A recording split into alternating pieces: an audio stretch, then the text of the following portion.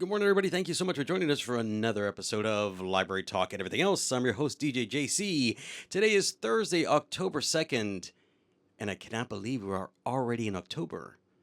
The semester is flying by. We're moving quickly into October, into November, into December, and by the time we know it, the semester is over. If there is anything that you need from the university library, in terms of a study space, in terms of assistance in your research for your midterms that are coming up, please come by and see us, whether you're on the Edinburgh campus or on the Bronto campus or in Harlingen. Please don't hesitate to come by and see us if you need some library assistance. At this moment, I'd like to thank Ariana and everybody from Vaquero Radio for assisting us in setting up the show every week. We have a wonderful show to talk about today, some wonderful things that are going to be happening. Last week, we spoke about books, and I had a guest in here, and all the guests that I've had thus far have been great, wonderful. Thank you so very much if you are listening as my former guests, and I want to have you back on the show. We spoke about books, and we talked about how I love reading and I enjoy reading and I have to be reading, whether that is a magazine, a journal, a book, a comic book. I always have to be reading. I enjoy reading so much. And we were talking about books last week, and I mentioned how I've never reread a book. There are so many books to choose from that I've never reread a book, but there is a book that I would reread by Stephen King, and that book is Needful Things. So it got me thinking as we're beginning the spooky season and as we're beginning the fall and as we are beginning the month of October where all the ghouls and the ghosts and goblins come out, what better way than to start this episode than by talking about one of my favorite artists? One of my favorite authors, one of my favorite authors, Mr. Stephen King, who is the master of the horror genre. So that's what we're going to talk about today. And also, as we honor and celebrate Hispanic Heritage Month, today we'll be playing music by some very, very talented Hispanic artists. Thank you so much for allowing us to be part of your Thursday morning. You're listening to Library Talk and everything else only on Vaquero Radio, the Valley's student station. Good morning, everybody. Thank you so much for joining us again for Library Talk and everything else. I'm your host, DJ JC. If you're just joining us after the break, we were listening to some Hispanic artists who are very talented, and as we celebrate Hispanic Heritage Month, we wanted to showcase some wonderful, wonderful music. We're playing Spanish music throughout the show today. As we're going into the break, I mentioned that the topic for today is going to be Stephen King, which is one of my favorite authors. I mentioned artists, and maybe he is an artist in some sense of the word, but he's one of my favorite authors. And I was on a Stephen King kick a couple of years ago where everything I was reading was Stephen King back to back to back. He has some wonderful stories, and we're going to talk about that. Some wonderful books. He's authored so many wonderful and classic horror stories that have been made into movies. So we want to discuss that today. And as with every show, we do have a research question, and we use that question as a guide to kind of navigate our way around the show. If we answer it, we do. If we don't, we use it for something else. We use it to continue a conversation in some sense or another. But today's research question is going to be, how has Stephen King's approach to storytelling influenced the development of the modern horror genre in literature? He is a very prolific writer. He has written so much. He has written stories that are thousands and thousands of pages long. Manuscripts that have had to be cut because they are so extensive. Book series, graphic novels, they've been adapted from his works. So we're going to take a look at that and how has his storytelling been such an influential part of where horror is at now. And I know we can watch a movie, we can go to the movies and we have jump scares, but there is something about reading a story, reading a book that really digs itself deep into your consciousness and can stay there. I'll tell you about some of my experiences with some of Stephen King's more popular works. But if we look at Stephen King as a person, he was born Stephen Edwin King in Portland, Maine on September 21st, 1947. And he has been called the most read and most successful writer of the 20th century. He started, when he was born, he was very poor. He started as a very, very poor individual. And his family was very poor, lived in rural Maine. And so he didn't have much. He's often quoted as saying, "My father left one day to buy cigarettes and never came back." And as he grew up, he got caught up on television. Shows like The Twilight Zone, movies, especially 1950s B science fiction movies that would play at the local theater, and horror movies such as Invaders from Mars, The Incredible Shrinking Man, The Man from Planet X, The Stranger from Venus, which are, by the way, actual titles of B movies, science fiction movies from the 1950s. And one of the things that he enjoyed was suspending his disbelief with shows like The Twilight Zone, with movies such as those. And he had a love for reading. His brother is often quoted as saying that if you visited the household during supper time, him, which is his brother, Stephen, and his mother, because there was only three in the family after the father left, would be found reading their own paperback at the dinner table. He enjoyed reading. He enjoyed writing. He wrote for his local newspaper, his school newspaper, excuse me. He loved stories. And because his family lacked money, he often went to the library to check out books. That's the only thing that he could do. He couldn't afford to buy paperbacks. He couldn't afford to buy hardcovers. So he would go to his local library and he would eat up all these different books on varieties of different things, on Dracula, on monsters. When he was going to college, he ended up working at the library. And that's where he met his future wife, in the library, because she worked there as well. And she says that he is one of the most poor students that she had ever seen at the college. He was so raggedy with his clothes. He was just struggling financially, but he was going to college. And his mother would send him money to go to college, money that she herself didn't have. And so they were very, very strapped for they had financial hardships. They were going through all these different things. He did graduate from college with a bachelor's degree in English from the University of Maine. And in 1970, he became a teacher. In his spare time, he would write short stories and novels, and he would send them off to magazines.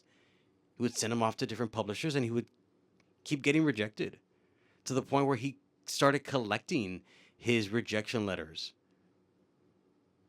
And then one day, he found a box. He found a box full of letters, rejection letters, that his dad had been sent. And he found out that his father was a writer himself. Never published anything because he kept getting rejected, and the father, like him, had been collecting these rejection letters. So the first novel that he wrote actually almost never got published. He wrote a novel, threw part of it away because he felt that he couldn't write for a teenage girl. He didn't know how to express a teenage girl. So he got these pages and he ended up tossing them in the trash can. Then his wife finds these copies in the trash can. She gets them, she reads them, felt that there was something there, told him to tweak up a couple of things, maybe gave me some pointers. And in 1974, he receives a check for $2,500 from Doubleday for the book. Not much for him to quit his teaching job, but it was a start. He was making money. Then what happens is that in 1976, a film version of that book comes out to critical and commercial success, starring a very young John Travolta right before his success with the movie Grease. And that movie was Carrie. And the book was Carrie. And it was about a girl with telekinetic powers who is tormented by bullies at school because of her religious beliefs. And she uses that power to torment and eventually destroy those mean-spirited classmates. But he felt at the beginning that he did not know how to write for a teenage girl. He knew what he wanted to write. He knew what the outcome was going to be, but he did not know how to shape and formulate the role and the character of that girl. That paperback version of the book, released after the movie, went on to sell more than 2.5 copies, 2.5 million copies, excuse me, not 2.5 copies, 2.5 million copies. And then after that, he started seeing some success and he was able to quit his teaching job. But if we go back to the research question, and again, that research question was, how has Stephen King's approach to storytelling influenced the development of the modern horror genre in literature? And he uses various writing styles. And one of the things I like about Stephen King's works, and again, I have read a lot of his works, is this narrative technique where he takes these characters and he has a very, very deep development of who they are. And he actually makes you care about these characters. And he places those people in everyday settings. And in these everyday settings, such as small towns, with a domestic life, then he introduces the horror aspect of what the story is about. But in these small rural towns like the one he grew up in, these towns where there's not much happening, but an entity of some kind has visited there. But going back to the characters, one of the reasons I like and enjoy Stephen King's character development is because of the way he writes them. He's a very blue collar, not sophisticated writer, but with a lot of sophistication, if that makes sense. Because his stories appeal to just anybody because you can relate to the characters. He will create backstories for some of these characters who are sitting in a, let's say, a doctor's office, just waiting. They are not the main characters, but they're sitting in the background. They're sitting in the waiting room along with the main characters, and he will create these deep, deep backstories to somebody that is not going to come on the story again, maybe has no impact on the story as a whole, but he has created this person that you are going to remember because they're going to come back or because they have such a story that you can relate to. And yes, there is that horror element. There is that supernatural element. There is that feeling of something is going to happen, something suspenseful. Is this person the monster? Is this person the demon? Is this person the person that we're going to eventually hear about? But whether you hear about him or not, he has created these characters that you care about, that you want to find out more, and he leaves you wanting more. And that is the sign of a great writer, where you want to know more about that minor character that maybe is never going to reappear in the book and never going to reappear in the story. And one of the things, if you've ever read Stephen King, you know that he will take a main character and, spoiler alert, he will take a main character of the whole of the story, the entirety of the story, and then he will kill them off. So you never know where his stories are going to go. You never know where they're going to take you. And for a lot of them, you're going to have to suspend your disbelief, if not for most of them. And we'll talk about that because I have several top 10 lists. I have an internet top 10 list. I have my own top 10 list. And I found a list of books and favorite writings of Stephen King himself that he discussed in an interview. But the thing about his works, aside from the deep character development, is the thematic influence of his writing.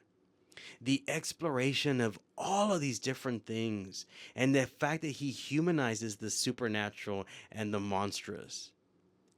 But in exploring some of these different themes, he looks at trauma, he looks at addiction, he looks at childhood, he looks at evil. All of these things that, again, are in our daily lives. Some of the most popular books that he wrote under conditions where he was addicted to drugs. He was addicted to alcohol. And he readily admits that some of the works that he wrote, he doesn't even remember writing because he was so under the influence of different drugs and different substances. I read somewhere and saw something that he doesn't even remember writing the book Cujo. Cujo, if you ever read that one about, and there's nothing supernatural in that book. It's just about a dog, a Saint Bernard that is afflicted with rabies, and he goes on a killing spree. Nothing supernatural about that. But he has been quoted as saying that in the process of writing that book, he doesn't really even remember it because he was so addicted to other things. Wonderful book, by the way, if you've never read it. And there's also a movie. When it comes to good and evil, though, within his works, they're often framed in a moral type of term, something that we are struggling with, something that we are dealing with. And he shifts, he goes all around. You know, he can shift from the gothic to the supernatural, and horror is so extensive. What makes you scared? What makes you frightful? What makes you afraid? Are you afraid of the jump scares? Are you afraid of the demons? Are you afraid of those things that go bump in the night? What are you afraid of? And it seems like Stephen King has been able to gravitate towards your fears and written successful books on that. And he has inspired generations of new horror writers. Some very, very and successful horror writers have been influenced by his writing. And the thing about his writing, I know I keep mentioning that phrase, the thing about it, because it is what kind of attracts us, is the thing about his writing feels like you're just talking to a friend and this person is telling you a story. If you've ever written, if you ever, excuse me, read anything by Stephen King, you feel like he is sitting right next to you, just recounting a story, recounting a tale. He's sitting right next to you, telling you something that happened to him, an adventure that happened to him, a scary situation that happened to him. He is that prolific of a storyteller. And he has taken topics, he has taken themes, he has taken things that, again, are in our norm. The story It, about a clown. A lot of people don't like clowns to begin with. And yet he has formulated this monster out of a clown named Pennywise. If you have never read It, I know there's some movies. The book is much better. It's a very extensive, very long book. But the book is much better than the movie because it goes into deeper themes. It goes into deeper things that are happening within the characters that you cannot capture in a movie. And as he was writing back in the late 70s and early 80s, and he still continues to write now, he was often looking at things that were happening within America. The Cold War, abuse, addiction, and what he called the cultural decay of what was going on in society, discrimination. And he was also writing towards making a social commentary on things. It explores trauma. The Stand, which was written in 1978, talks about pandemics. Carrie is talking about discrimination and bullying. So he was already looking at some of these themes way before they were even in our consciousness here and being affected by it now. He has popularized the horror into mainstream publishing. And again, his influence on film, his influence on TV, his influence on other writers can still be seen by the success of those shows and the movies. And they continue making movies. I'll go over a list of some of the more popular movies that are even coming out in theaters and are in theaters right now. The Running Man is coming out in November, based on one of his books. It was done in 1987 by Arnold Schwarzenegger, and now it's being redone this November.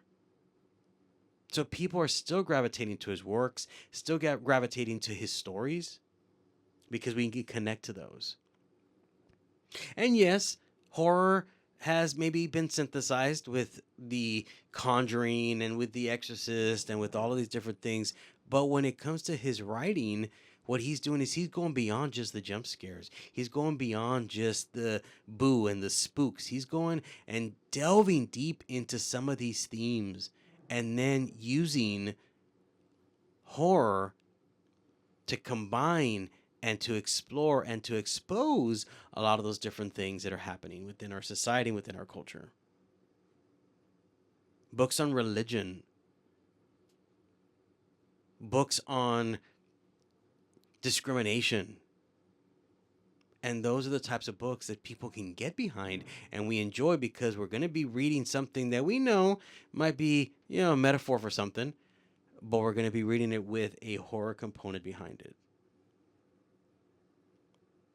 And so one of the questions that has come up is, in what ways has Stephen King's horror writing differed from other authors? Because there have been horror writers before. H.P. Lovecraft, and so many others. But one of the things about his writing style is that the long form novels and their deeply developed characters. Again, I cannot go and talk enough about his character development because those characters are people that you end up caring about. And not only that, when they die, when they're killed off, you care about them. You feel it. That's how much he ingrains those characters into you. There was a book, The Stand. When I talked about it, it's about a pandemic written in 1978. And I remember reading that and actually having nightmares about it, thoughts in my sleep about some of the scenes and some of the characters.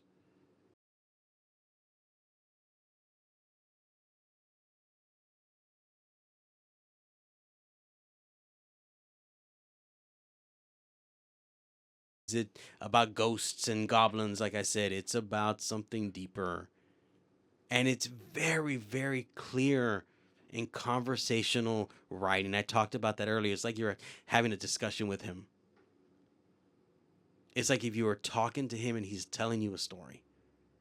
Very clear, very concise. The expression that is used oftentimes with a writer that is long winded is he or she takes 2 or 3 pages to explain and to describe a leaf falling from a tree. And yes, Stephen King's works are very lengthy, a lot of them. It's really hard to have a book club with a lot of his works because they're so lengthy. But again, it is clear, conversational. It's as if two people are having a conversation and he's telling you a story. And again, the themes of horror is that he blends the supernatural with real world issues. And I talked about that trauma, abuse, addiction, and he blends them so seamlessly that you begin to wonder, wow, is this from his personal experience? Is this from something that he was going through? And that's how he's allowing himself to kind of let it all out. And he explores childhood trauma. He explores small town dynamics and the moral struggle that we sometimes deal with in our society and our culture.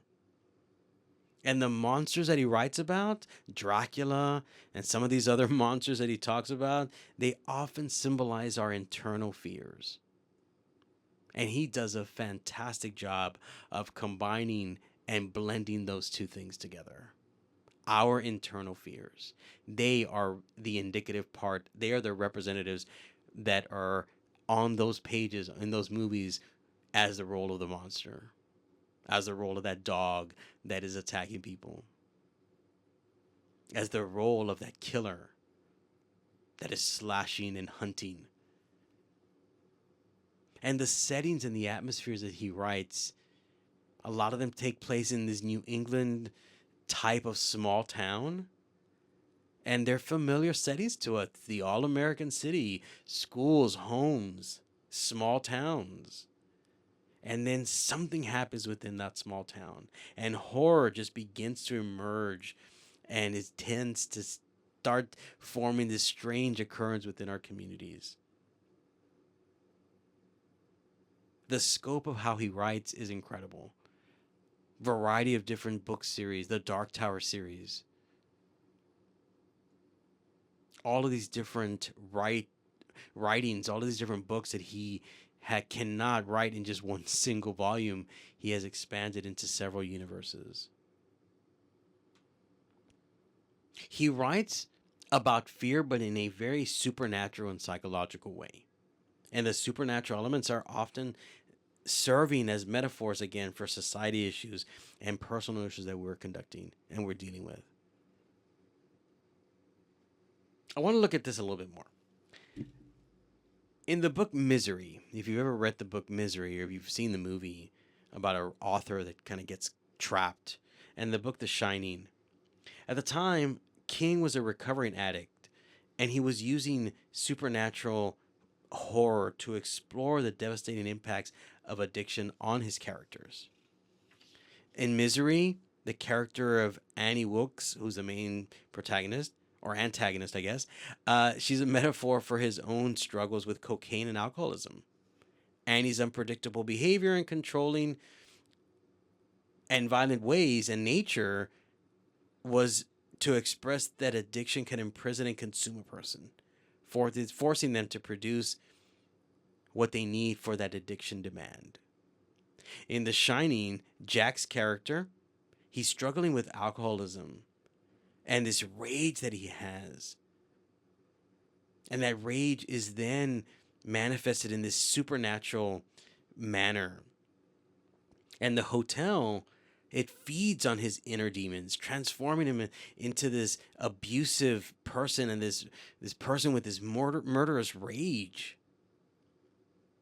And this was a metaphor for how, again, addiction can completely take over and destroy a person. If you've read The Shining, wonderful book. If you've seen the movie, it's a little out there, but it's wonderful nonetheless because it talks about how things just veer into other ways. And now you know that he was using it as a metaphor for addiction and how it can destroy people. In the story It, and I talked about this again earlier, Pennywise is this powerful metaphor for the lasting effects of childhood trauma. The clown Pennywise and his ability to manifest the child's greatest fears and traumas, and it takes different personalized forms. And he embodies this collective evil within that town. And it normalizes the abuse of children. It normalizes, society's inability to care. In the movie, in the book Carrie, we talk about prejudice. Again, these are horror movies, but with deeper themes.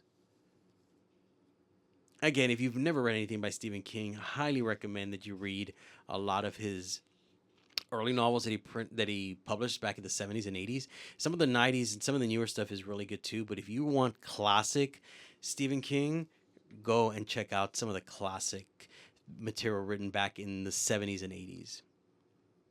We're going to take a music break, and I really enjoy where this conversation is going. We have so much more to cover about Stephen King. I want to, again, talk about top 10 lists that I found on the internet.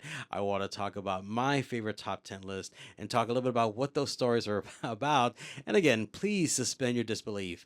You're listening to Library Talk and everything else only on Vaquero Radio, the Valley's student station. Thank you so much, everybody, for joining us back after the break from Shakira. A little bit of Latin and Hispanic music for us today. Some Spanish music throughout the show. So I was talking about Stephen King, and I cannot, again, express how wonderful of a writer he is and the reasons he writes and the different themes and all of those different elements that make him such a wonderful storyteller and, again, the master of the horror genre. But I want to go back to something that happened to him in 1999. So he was walking along the side of a road near his summer home in Maine when he was struck by a minivan driven by a Brian Smith. And Smith was reportedly distracted by his dog and lost control of his vehicle, and he actually hit King, ran over him. King was seriously injured. He suffered a collapsed lung, multiple bones were broken in his right leg, and he received a fractured hip, a head injury, and his writing was put on hold for a while. And there's this whole thing on the internet about how he never really got it back after the accident, which I don't agree with. Some wonderful works did come out after his accident in 1999. And so, something out of what seems like a Stephen King story itself, a little over a year after, on September 21st, 2000, that same driver, Brian Smith, was found dead in his apartment from an accidental overdose. And again, what seems like something out of a Stephen King novel, the death is interesting because it occurred on Stephen King's 53rd birthday. Stephen King would end up buying the van that hit him in order to prevent other people from buying it and capitalizing on the van's celebrity. In other words, the van would be known as the van that almost killed Stephen King. So he himself bought it and he destroyed it. It continues because King would go on to name one of his characters after the man that struck him. Brian Smith has become a character in Stephen King's Dark Tower series. So again, don't mess with Stephen King. But no, he did mention how it was a very unfortunate and untimely death of Brian Smith when he found out about the news. Again, on his birthday, which is really strange. Something out of a Stephen King novel. So if we look at the movies that have been, and there are so many different movies that have been penned by and made from Stephen King's works, but some of them include 2025's, and this is in the theaters right now, The Long Walk, It, The Shining. Back in 2024, The Life of Chuck came out. The Shawshank Redemption, which is one of my favorite movies. Anytime they're showing The Shawshank Redemption, I can watch it from any point within that movie. It's one of my favorites. Christine, Children of the Corn. And I mentioned this earlier about The Running Man. Again, came out in 1987 with so my goodness, with Arnold Schwarzenegger. And there's a new version with Glenn Powell coming out in November. Apt Pupil. And so many different books that have come out, have so many different movies, that have come out as a result of his works. So I did a little research and I wanted to find out what are some of Stephen King's most popular books. And this is just an internet search. I wanted to find out, and I kind of compiled these works from different places, and this is one list that I found that speaks a little bit more to me than some of the other lists. So I'm going to go from 10 to number 1, and this is again ranked by the internet. Okay, and then I'm going to give you my favorite list of works, and then I'm going to give you his favorite lists of works. So number 10, the Dark Tower novels, that was written from 1982, and the series ended in 2004. 1983's Pet Sematary, Christine, Insomnia, Cujo, Different Seasons was a collection of short stories, Misery, Carrie, Skeleton Crew, and The Stand. Again, let me go over that list, starting with number 10, the Dark Tower novels, number 9, Pet Sematary, number 8, Christine, number 7, Insomnia, number 6, Cujo, 5, Different Seasons, 4, Misery, number 3, Carrie, number 2, Skeleton Crew, which is also a collection of short stories, and number 1, The Stand. And The Stand is the one that I told you that I read, and I invested some time because it is a really lengthy novel, and I actually had, some thoughts when I was sleeping, some nightmares about some of the different scenarios and some of the positions that you found yourself feeling that you were in as part of the characters. I'm going to go over my top 10 list, and some of them that you're going to hear are in the same list as the one that we just went over. But I'm going to go a little bit more into what the stories are about and what the books are about and why I like them. So number 10 for me is The Stand, and I just talked about that one. It's about a pandemic written in 1978. Now, here is one that is not a very, according to Stephen King, wasn't reviewed very well, but it is one of my favorites. And I know you're suspending your disbelief when you're reading Stephen King or watching a movie, but in this one, I really want you to hear me out. I really enjoyed this book called From a Buick 8. From a Buick 8. Okay, so let me give you the story because it is a little out there. So a car is found abandoned at a gas station. And the Pennsylvania State Police come and pick up the car and they take it back to the station. And one of the officers that had initially gone to pick up the car, one day he tells the rest of the department that he's going to go investigate the car, and he disappears in the parking garage. He disappears. All they find is his state police issued hat next to the car. The other officer that went with him that day, he doesn't talk about the car. They don't mention the car. It's still sitting in this garage at the police department, police station. And he ends up passing away. And so that police officer's son, that state officer's son, begins to work at the police station. And he wants to know about the car. He wants to know about his dad. He wants to know what happened. Why is this car still here? And as you find out and you learn more about the car, and here's where it gets a little weird, you find out that the car is actually a portal to another dimension. So that man that initially went to go retrieve that car, he disappeared into the car. And again, is transported into another dimension. I know, yes, you suspend your disbelief. So he disappeared, and all they found was his hat. So the son begins to wonder, well, if things can go into that other dimension, can anything come out? And the horror part of that story is when something actually comes out from another dimension. So it is a really interesting book. He himself says it didn't review very well. It wasn't most of his. I'm so sorry. It was not one of his most successful novels, but it's one that I really enjoyed, and that again is from a Buick 8. Pet Cemetery is a book that, I mean, we've seen the movie. The book is about a cemetery in the back of a house where things come back to life that are buried there. A father buries his son, and ultimately the son comes back, and in a very, very interesting way when he returns. Cujo, we talked about that. It's about a dog that has rabies and begins to attack people. The Dead Zone is about this man that can see death around him. Salem's Lot, that's another one of my favorites. That is about vampires in the modern age.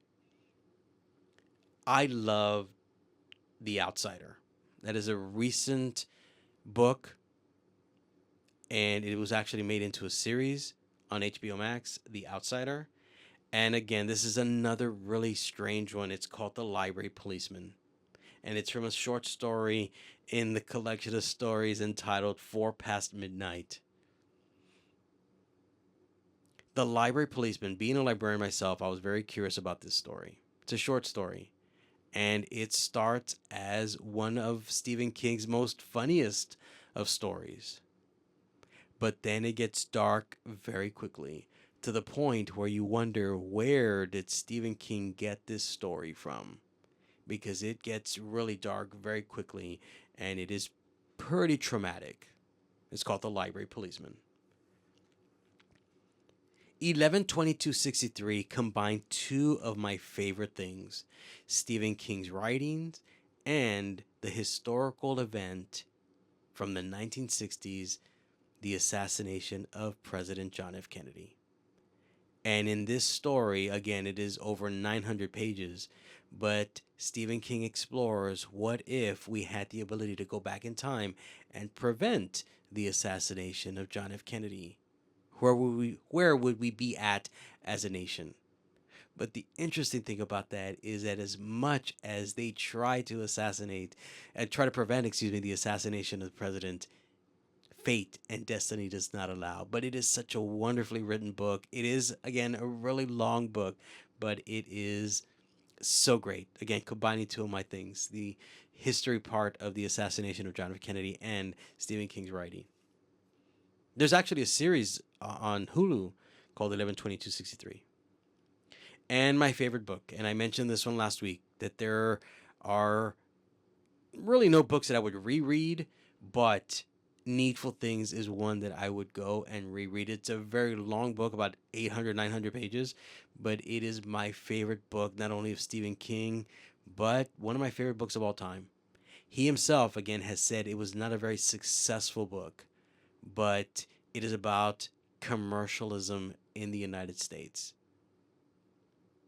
And it is about somebody that moves into a new small business in this small town, and you can get anything from that business. You can buy anything, you can get anything that you want, and he's not going to charge you for it. The proprietor is not going to charge you for anything that you want. The only thing he asks is that you spread a little bit of gossip, that you spread a little bit of lies about your neighbor. And what begins to happen as the lies begin to get compounded, you have this intense story of destruction, despair, and it is one of my favorite books. I'm going to go to a music break before we close out the show. Thank you so very much again for making us part of your Thursday morning. If you were just listening for the first time, we truly appreciate you being here. If you're a longtime listener, thank you so much for your continued support. We're going to go to a music break, and when we come back, we'll close things off. Thank you so much again. You're listening to Library Talk and everything else only on Vaquero Radio, the Valley's student station. Thank you so much, everybody. We're getting ready to close out the show for today, and I was very interested if there was any word on Stephen King himself and some of his favorite works because he's written so many things. And I finally tracked down an interview with Stephen Colbert, where Stephen King himself, in this interview, reveals his favorite works. And I don't think he mentioned them in any particular order, but the list of things include a short story called Survivor Time, and I've never heard that one or read that one. Misery, Lizzie's Story, The Stand, and The Body. He did mention The Body, which was, I believe, his favorite. And The Body ultimately became the 1986 movie Stand By Me. I read that short story, and it is a wonderful short story. The movie is also great. So if you have a chance to pick any of those up. But if you're wondering, where do I start with Stephen King? And I talked about this earlier. I would recommend starting with his early materials, Carrie, Salem's Lot. Those are really great places to start. Those are not very long because as he became more successful and he wanted to express himself as a writer, you start seeing some very long novels. Again, The Stand, about 900 pages.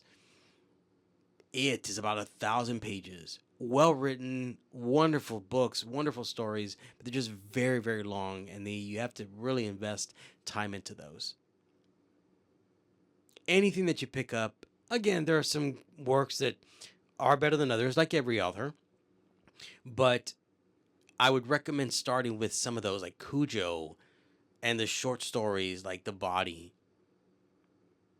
And so, yeah, just go and try it out. See if you like it. Maybe some of you are big Stephen King fans, or maybe some of you are considering reading Stephen King. Highly recommend, especially right now during the fall. It seems like a really appropriate time to kind of read some horror stories.